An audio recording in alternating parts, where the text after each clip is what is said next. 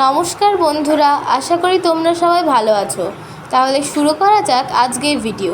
যেহেতু হঠাৎ করেই তোমাদের সঙ্গে শেয়ার করার ব্যাপারটা মাথায় এলো, তাই 2 মাস আগের কয়েকটা ভিডিও তোমাদের সাথে শেয়ার করা যাক।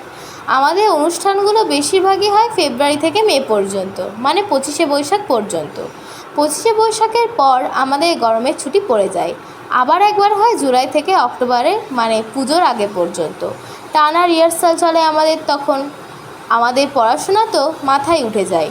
তাহলে তোমরা ভিডিওগুলো দেখো এবং আনন্দ উপভোগ করো। সবাই ভালো থেকো।